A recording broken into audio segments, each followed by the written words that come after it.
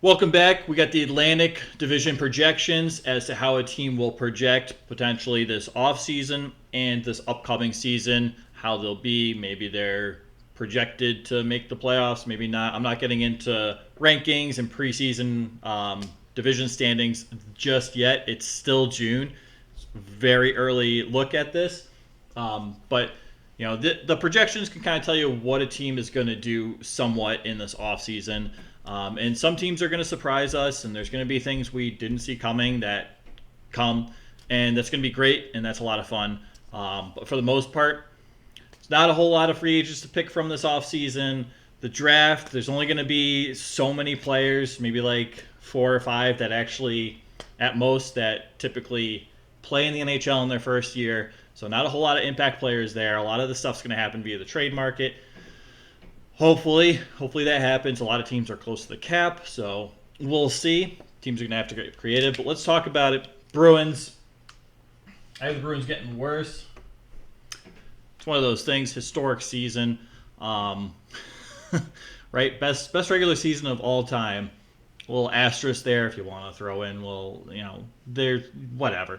And honestly, if they don't have Krejci or Bergeron, even without those guys, you still have to trade out a player or two to make cap space. They have under $5 million in cap space. Without Krejci and Bergeron, I'm saying it's a fringe playoff team. I think they're fighting for that last wild card spot. I do. I think it's kind of similar to what the Panthers did. Last year, they were the President's Trophies winners. This past year, they were the last wild card team to make it. That being said, any team that makes the playoffs can, go on a run like the Panthers did this year. The Bruins have a lot of good pieces, but they're going to need key pieces to replace those that have lost. A lot of free agents lost. So I think the Bruins get worse, and I think it's pretty noticeable. They should have decent goaltending, even if they trade away a goaltender. They should have a decent defense. They kind of need to trade away a defensive player. It's their offense that is really becoming the question mark. And if there's a lot of pressure on the defense in Boston, I don't think that defense is as strong as other defenses that can sustain that pressure for long periods of time. The Bruins weren't exposed to that a whole lot this past year. Most of the time, the puck was in the offensive zone for the Boston Bruins. So that helps the defense out. Some of the best defense is when you don't have to play defense at all. So there's that. Next up, Leafs. I think they're about the same. I'm going to put them as a playoff team. If you come back with a similar roster, there's going to be spots that are spot filled for depth scoring. But if you come back with pretty much the same roster, you can pretty much expect the same result that you've had for like the last 5-6 years. First round exit, maybe you make it to the second round, but you still don't win a game, right? Honestly, like if they just had some type of playoff success in the past 5-6 years with the team they have, I'd probably have them as cup contenders. But it's one of those things where you got to prove it at this point to earn that title, to earn that projection. I don't think the Leafs have done that. Again, I made a whole video on this, but I think they're going to run it back pretty much with a similar team. I don't think the new GM is going to make a whole lot of groundbreaking changes or whatever you have. So I think it's a similar situation that the Leafs have consistently been in. Tampa, I don't know. Tampa's tough. Maybe a little worse in there too. I don't know. Tampa has pretty much the same team coming back. They'll lose Killorn. They'll lose a few other guys potentially. They don't have a lot of cap space because they signed these big long-term extensions to a lot of the key guys last offseason that kick in this year. So their cap space isn't what you want it to be. Not a whole lot of wiggle room to make changes and do things. You're out of draft picks for the most part. You're out of cap space for the most part. So and some of those guys had very good years last year. I don't know how sustainable that is for some of these guys. I know Cirelli was out for, like 20, 25 games or something. But I don't know. I think they're a playoff team. I don't know how far they go in the playoffs. but it feels like next year isn't going to be as difficult in the Atlantic when it comes to playoffs as it was this year. This year was kind of a slog. You had four very good teams. At the end of the day, you just did. Next up, we got the Panthers. Again, I have them about the same. I think they're a fringe playoff team. My big question for them is goaltending. The roster itself is pretty solid. I don't have too many concerns with their roster. There are pieces you got to fill in, just like every team has. But it's their goaltending. Is their goaltending good enough to repeat, essentially? Is Bobrovsky going to carry the team? Is Spencer Knight going to come back and just set the world on fire? We don't know. My guess with Bobrovsky is no. Spencer Knight, still a young goaltender, could still really solidify himself as a number one in the NHL this year. Solid defense for the most part. There are some questions on defense, but I think they kind of got answered as the season progressed into the playoffs. They're going to play tight physical defense, and that seems to work for Florida. Again, fringe playoff team. Maybe they have a bounce back year, but I think a lot of that is really contingent upon their goaltending. It wasn't great during the regular season this past year. They need mediocre or better for this upcoming year to be a playoff team, and it needs to be very good goaltending to make a playoff run as it was this year. I don't see them repeating that playoff run next year, but I've been wrong before. So there's that. Next up, Sabres. I think they get better. You know what? I think they're a fringe playoff team at the very least. The Sabres have a very good roster, prolific offense. My concerns, and it's twofold. It's the goaltending. Is Ukko-Pekka Luukkonen your guy? Is Devon Levi your guy? Both are young goaltenders. Levi, extremely small sample size. Some of the prospects that come in look really good in a small sample size, and then are unable to keep up with the adjustments at the NHL level. If these NHL forwards are going to find a spot where they can score on you, and they're going to put it there every time. They're incredibly talented group of forwards in the NHL.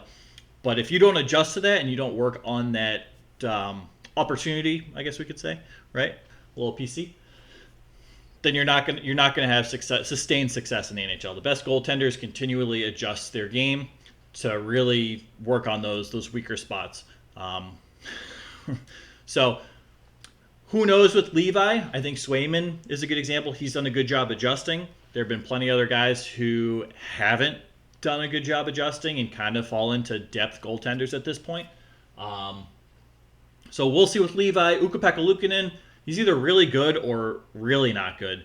And you don't really know what you're going to get on any given game with him. He could post a shutout off like 60 shots against, or he could let in like 6 goals against 20 total shots against, save 14 of them or whatever. That's my biggest it's not my biggest. That's my second biggest concern with the Sabres. I think it'll be fine if you go with the tandem, but do they go out and sign another goaltender? Do they, participate in the goalie carousel? I don't know. Be interesting. I think they should, but that's an opinion, speculation. I don't have anything to say they will. My biggest thing with them, though, and it's very similar to the Senators, you got to play team defense. You need your forwards to play defense. The forwards on the Sabres really don't play defense. It's all offense all the time, and that's what gets you drafted. That's what gets you moved up the draft. That's what gets you the contracts, right? But to win, you also need to have a level of team defense. You can't have 3 forwards on the ice, none of them come back into the defensive zone, because then the other team has a 5-on-2, and the defense doesn't stand a chance no matter how good they are. You can have 2 Norris caliber defensemen back there and a Vezina caliber goaltender. Odds are the puck's going in the net regardless, right? A 5-on-2. That's my biggest thing with the Sabres. I think they'll get there. I think a guy like Jordan Greenway can help with that. They still significantly overpaid for Jordan Greenway. Okposo can help with that. Their defense, I think, coming into this year, another year of experience, I think they'll only get better. It's tough for I talk about a lot. It's tough for a lot of younger guys to really acclimate themselves to the defensive hockey at the NHL level in your own zone. especially when it comes to defensemen. That's why there's a lot of late bloomers when it comes to defense. But I think you got a good basis back there. Dahlin, Owen Power. He had, again, both of those guys had their struggles early on with playing their own zone. You got a guy like Samuelson. I think he's been great. I think it's a great contract. Raised some eyebrows, I guess, a little bit when it was signed. Not too many, but like it still was considered, I guess, an overpayment at the time by a lot. Which is a year ago. He's been great. He's played very well. So I think the Sabres are in a pretty good shape to move up and succeed. They just got to do a few things to tweak. They need to play a little more defense. They need to figure out their goaltending. But best offense in the league for the most part last year, or at one of the best. I think they're competing for a playoff spot this year, if not maybe exceeding my expectations of being, potentially a wild card team, right? They could be in the 3 or 2 spot. They could really catapult this year as the Devils did this past year. The Sabres have potential to do that. Now the Senators, staying the same. I don't see the Senators necessarily getting better, but I also don't see them really getting worse. There are questions, is DeBrincat asked for a trade? What do you get in return? Who do you get in return? Is that a player that can help you win now? Or is that mostly prospects and picks? Maybe helps you win in a couple of years. The Senators, for me, it's, first off, they don't have a goal. They have Forsberg signed in net. But he's not a 1A option. He's more of a 1B option at this point in his career, and he may blossom into that number one, continually get better. But you need some type of other option in net that the Senators currently don't have. Is Cam Talbot the guy? Probably not. Did they re-sign Cam Talbot? Probably not. Was Talbot bad? No. But my biggest issue with them is their defense from top to bottom. That blue line, there's a lot of young, high-potential guys, but we haven't seen them come together and play very good defensive hockey in their own zone. Same with the forward group. The forwards, just like the Sabres, they don't really play all that much defense. You got a guy like Claude Giroux. You got some of these veterans that can help kind of usher in that mentality, because, again, that's a part of winning hockey games at the NHL level is playing that team defense. You need that potent offense, but you also need to play defense pretty well. Notably, Batherson was awful in his own defensive zone. He's one guy that really needs to get better and really needs to improve. He's caught up at the blue line in his own defensive zone or in the neutral zone when the puck is going in his net way too often. Batherson is a very, very good offensive player. But he needs to play better defense too. He needs to really develop his 200-foot game because it's not there. Not to say he won't or he can't. I think he will. I think he kind of has to. They also have Norris. I think he was injured most of this last year. That'll help quite a bit. He's a great young player. But Sens, I don't really see them getting better. I don't really see them getting worse. Maybe they... We'll see. We'll see again with this DeBrincat trade. Do they bring in someone in that can help them now? If so, maybe they get a little better with Norris back in the lineup with another year of experience on that blue line. Maybe they get a guy back for DeBrincat that's a dud, and maybe they get a little worse. But I think for the most part, they're going to be about the same. Speaking of that, Red Wings. I think the Red Wings stay about the same too. I don't think there's a whole lot they can do to necessarily improve their team. They can call some guys up that are probably ready to at least have a shot at an NHL job. They're looking for a veteran goaltender, apparently. That's the rumor. You got Kosa down in the AHL. He's ready to come up and challenge for a spot. You got Husso. So I don't really know what Steve Yzerman's plan is moving forward. Again, most of the acquisitions are going to have to be done via the trade market. I don't know if the Wings are willing to depart with some of their assets to add now, or if they'll continually make this a longer-term project. So, questions regarding the Red Wings. I don't see this as being a big year for them, but with Steve Yzerman's team, I mean, who knows? But I will say, it's been a long time. Steve Yzerman's been there for a number of years now, and the team hasn't. There's been signs of getting better, but when you're a bottom dwelling team for several years, you're going to have higher draft picks. You're going to have prospects that develop and come into the league because you have those higher draft picks. So I don't know. I'm hoping for Red Wings fans. It'd be fun to see him back in the playoffs. It just would. That's a fun team. It's a really good fan base. So I'm hoping they improve. I'm hoping I'm wrong with this year. But I don't really necessarily see it happening. Next up, though, Montreal Canadiens. Kills me. I'm a Bruins fan. I'm wearing a Sabres jersey right here. And I'm talking about how the Canadiens will be better next year. Canadiens, they committed to the rebuild, right? And a rebuild's typically like 4+ years, 4 on the shorter end of that. It was kind of between a rebuild and a retool, but the Canadiens have a lot of very, very good young talent that is NHL ready and starting to produce at the NHL level. I don't think they're shooting to make the playoffs this year. I think they're going to continue to build that up so it's a more sustainable model of winning moving forward, a more sustainable perennial playoff franchise. I don't know. Words are starting to get jumbled together. That means that I'm cutting this video too long. But the Canadiens are going to get better next year. Montembeault in net he's had a lot of experience in that net so far. Playing in behind a not so potent defense. He's gotten a lot better. His game has improved quite a bit, especially at the NHL level. The defense has improved. The offense is putting the puck in the net. You got guys that are really blossoming. You still got like Slavkovsky. I struggle all the time to say his name. It's not even that hard, but like I struggle with it.